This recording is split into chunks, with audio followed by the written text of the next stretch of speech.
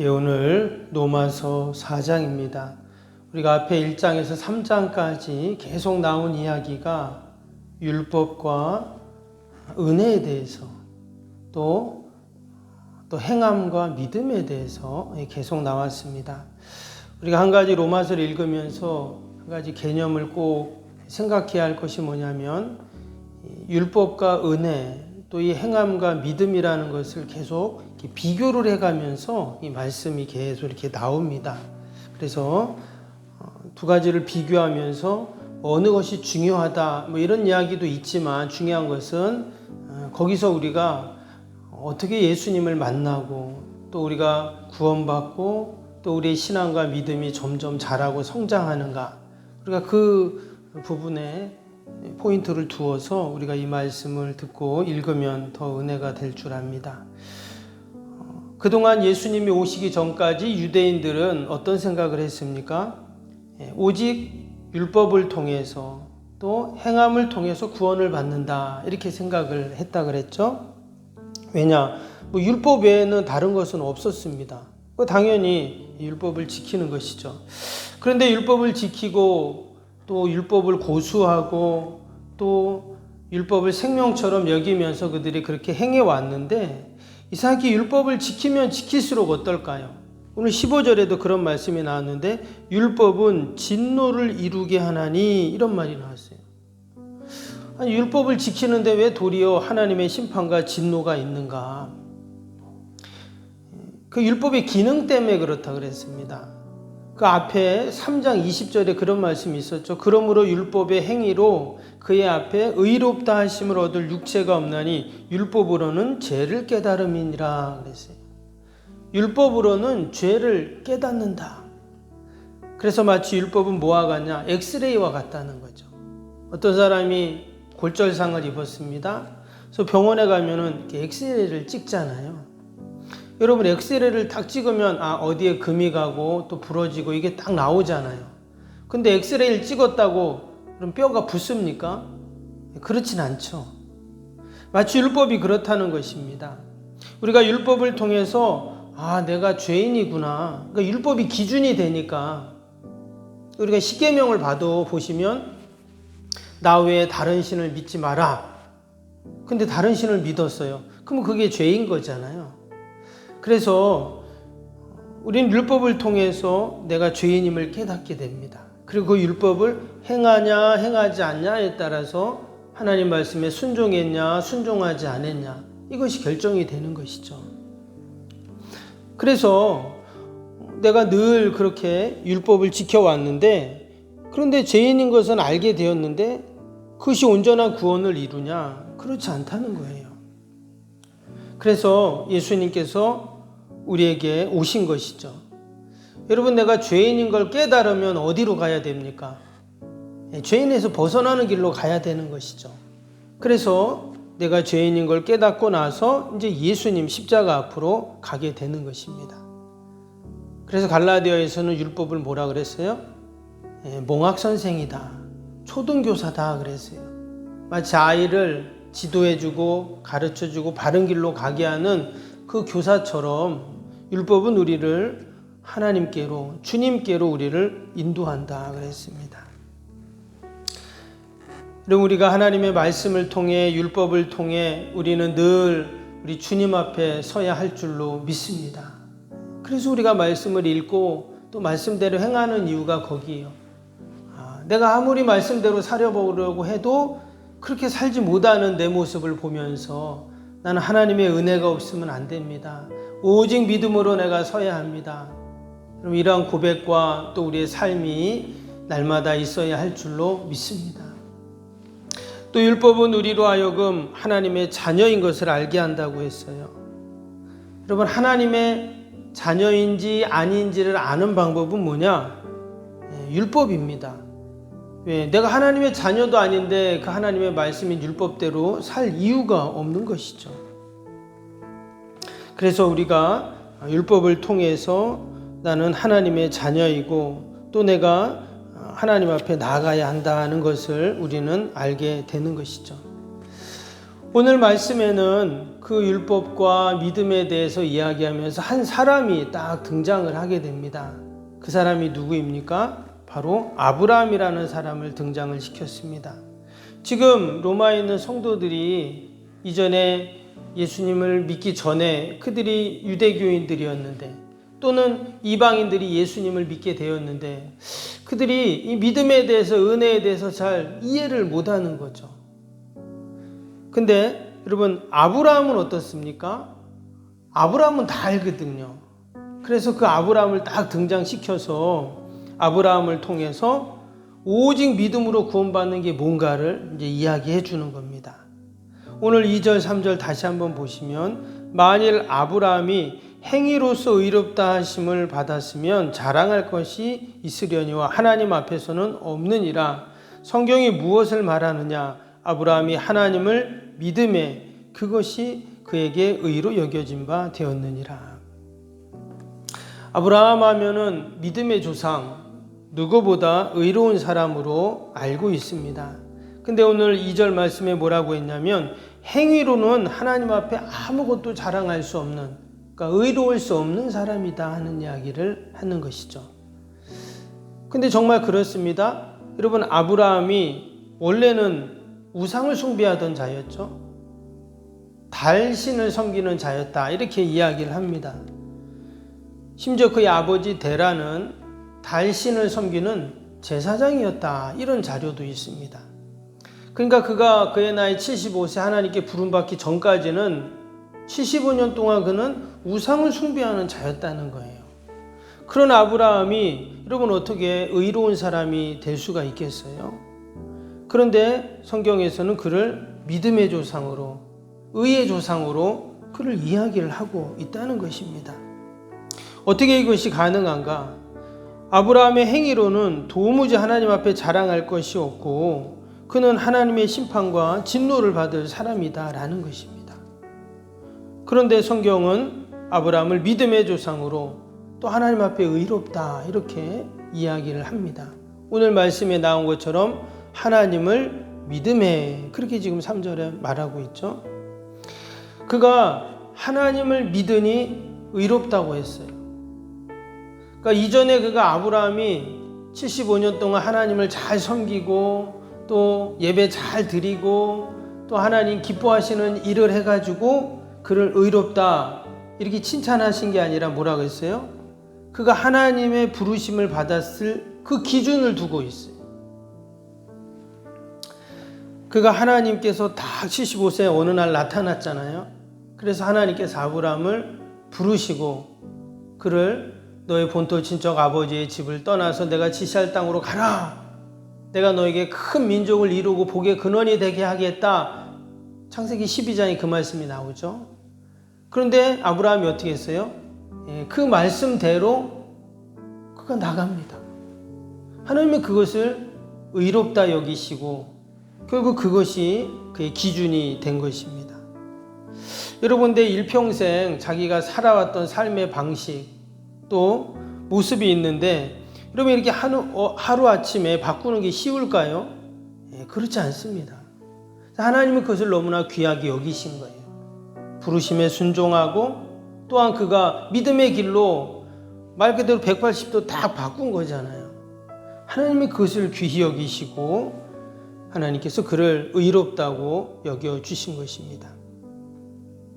그것을 또 한 가지 알 수 있는 게 오늘 말씀해 보면 할례에 대한 이야기가 나옵니다. 이 할례는 율법의 행위로 구원받는다는 가장 대표적인 그러한 내용이죠.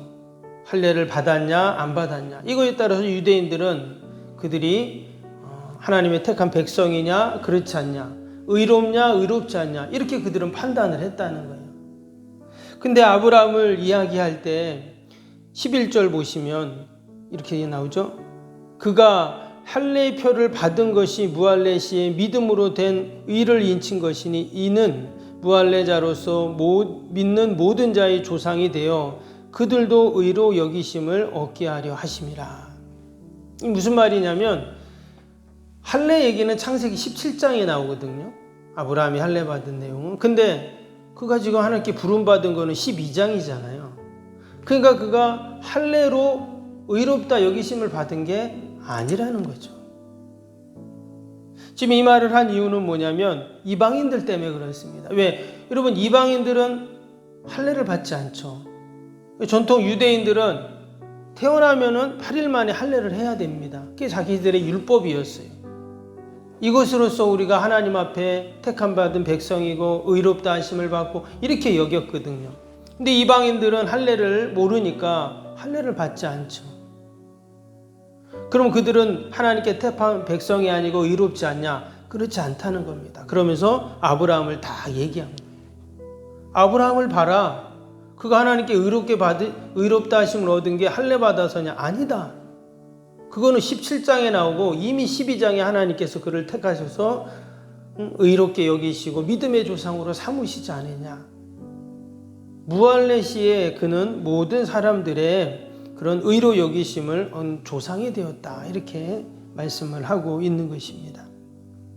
여러분, 이것을 우리에게 적용을 한다면 여러분, 우리도 다 이방인들이었죠. 우리가 유대인들이 아닙니다. 그럼 하나님께 택함 받은 백성이 아니냐? 그렇지 않죠. 우리는 예수 그리스도를 통해서 우리는 영적인 할례를 받은 자들이에요. 아멘. 우리는 믿지 않는 자들과 다릅니다. 우리는 예수님을 통해서 영적인 할례를 받은 자들이었어요. 로마서 1장에서 우리가 바울이 나는 예수 그리스도의 종입니다. 이런 표현을 했다고 했잖아요. 자기를 소개할 때. 왜 그렇습니까? 나는 이제 그 자유인과 다른 종이라는 거예요. 이것은 아주 수치스러운 얘기고 사실 그런 얘기를 하면 안 되죠. 도리어 숨기게 되는데 그는 나는 종입니다. 노예입니다. 하인입니다. 이렇게 떳떳하게 말한다는 거예요. 왜? 나는 예수님의 종이고 나는 이제는 당신들과 다른 나는 예수님을 위해서 사는 그런 인생입니다. 이런 고백이었죠. 여러분, 저와 여러분은 다 주님으로 인해서 영적인 할례를 받은 자들이고 세상으로부터 구별된 자들이고 하나님께 택함받은 주의 백성인 줄로 믿습니다. 하나님의 자녀들은 늘 하나님의 주시는 은혜를 공급받고 또 하나님이 우리에게 인도하심을 따라가는 여러분 그러한 삶이죠. 오늘도 저와 여러분이 다 믿음으로 살고 또 하나님의 은혜로 사는 그러한 믿음의 백성들이 되기를 주님의 이름으로 축복합니다. 그리고 오늘 17절부터 이제 또 뒷부분에 나오는 내용은 아브라함이 이삭을 얻게 되는 그 사건을 믿음과 관련지어서 이야기를 합니다.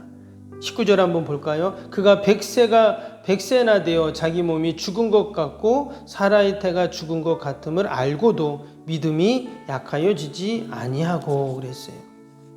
또 20절 22절 보면 믿음이 없어 하나님의 약속을 의심하지 않고 믿음으로 견고하여져서 하나님께 영광을 돌리며 약속하신 그것을 또한 능히 이루실 줄을 확신하였으니 그러므로 그것이 그에게 의로 여겨졌느니라. 믿음이 없이 하나님의 약속을 의심치 않고 믿음으로 견고해졌다. 그것으로 하나님께 영광을 돌렸다. 결국 아브라함이 하나님께 의로 여기심을 받고 또 믿음의 조상이 되고 그 이유가 무엇이냐? 결국 믿음이었다는 거예요. 이삭의 사건이 바로 그것이죠. 100세에 하나님께서 자녀를 주신다는 여러분 어떻게 그런 확신을 가질 수가 있습니까?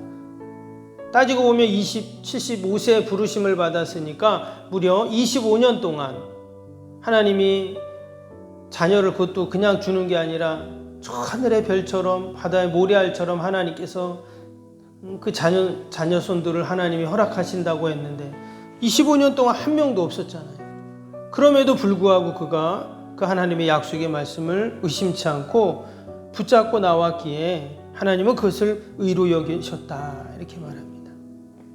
동일하게 우리도 하나님께서 우리에게 주신 약속의 말씀을 오늘도 우리가 꼭 붙잡고 나아가야 할 줄로 믿습니다. 때로는 의심이 가기도 하고 정말 될까 이런 생각이 들기도 하잖아요. 내가 기도하면서도 그런 생각이 들 때가 많아요. 그렇죠? 뭐 자녀를 위해서나 건강을 위해서나 또 나의 삶에 있는 일들을 위해서 우리가 기도할 때, 야, 이거 언제 이루어지지? 이거 과연 될까? 이런 생각이 들 때가 많이 있습니다. 아브라함도 분명히 그랬을 거예요. 아니, 자녀를 준다고 했는데, 하늘의 별처럼 많이 준다고 했는데, 왜 한 명도 없지? 야, 이제 내 나이가 100세가 됐는데 어떻게 하지? 여러분, 이런 마음이 들 수 있잖아요. 그러나 변함없이 우리는 뭘 붙잡습니까? 하나님의 약속의 말씀을 붙잡고 믿음으로 나아가자는 거예요. 오늘도 하나님께서는 반드시 믿음으로 나아가는 우리의 그 귀한 신앙과 믿음을 귀히 여기시고, 때가 되면 하나님께서 귀한 아름다운 열매들을 맺게 하실 줄로 믿습니다. 저와 여러분이 다 하나님 앞에서 우리의 믿음을 보시면서 귀히 여기시고 또 우리를 의롭게 여기시는 여러분, 그러한 은혜를 경험하는 저와 여러분이 되기를 주님의 이름으로 축복합니다. 오늘 금요일 기도 함께 하겠습니다. 76번부터 90번까지 기도입니다. 76번부터 새 성전 건축을 통해 주님의 지상명령을 수행하게 하옵소서. 아멘. 복음의 능력으로 사람을 살리고 세우는 거룩한 공동체로 쓰임받게 하옵소서. 아멘. 선교 구제 봉사 섬김이 새로운 공간을 통해 역동적으로 펼쳐지게 하옵소서. 아멘. 사도행전을 꿈꾸고 이루는 위대한 교회로 세워지고 쓰임받게 하옵소서. 아멘. 성도들의 간절한 기도와 눈물의 헌신으로 든든히 서가는 교회가 되게 하옵소서. 아멘. 주일을 온전히 성수하며 온전한 11조와 헌금을 드리는 성도가 되게 하옵소서. 아멘. 교회 모든 일꾼들이 성령과 지혜와 믿음과 은혜가 충만하게 하옵소서. 아멘. 온 성도들의 마음과 생각이 하나 되어 건축 과정에 큰 힘이 되게 하옵소서. 아멘. 온 성도들이 교회에 대한 사랑과 긍지로 새 성전 건축을 이루어 가게 하옵소서. 아멘. 분열의 악한 영이 틈타지 않게 하시고 건축하는 과정 가운데 실족하는 사람이 한 명도 없게 하옵소서. 아멘. 새 성전을 통해 하나님의 기적 같은 사역이 펼쳐지게 하옵소서.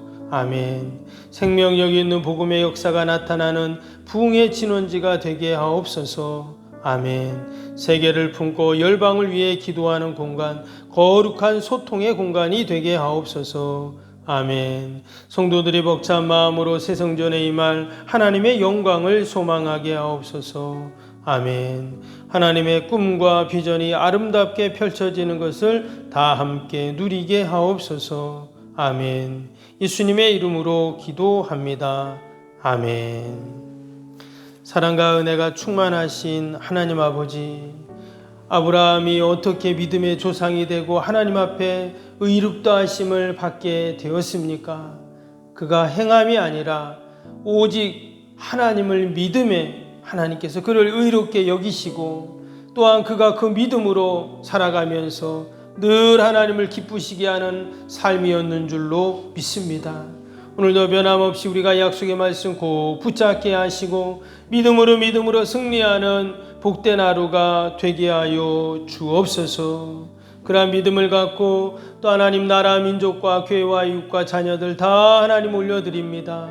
기도하는 제목들마다 또 우리의 간절한 소원들마다 바램마다 하나님께서 신실하게 응답하여 주시옵소서.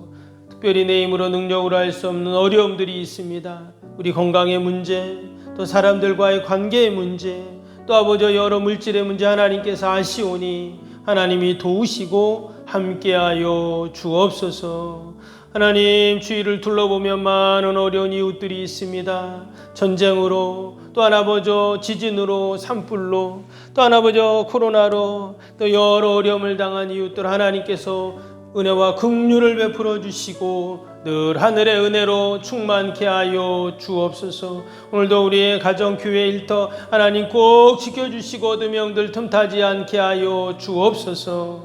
특별히 오늘 아버지 어린이날입니다. 하나님이 우리에게 주신 귀한 자녀들, 우리가 늘 믿음으로 하나님께 올려드리게 하시고 우리의 신앙과 믿음이 잘 자녀들에게 전수되어지도록 하나님 축복하여 주옵소서. 멀리 출타 있는 자녀들, 타지에 있는 자녀들, 해외 나간 자녀들, 군에 간 자녀손들 하나님 늘 돌보셔서 늘 하늘의 은혜와 복으로 충만케 하여 주옵소서. 하나님 오늘도 우리의 모든 기도의 제목 마음의 소원들 하나님께 다 아뢰오니 하나님께서 신실하게 응답하여 주옵소서. 감사하며 예수님의 이름으로 기도하옵나이다.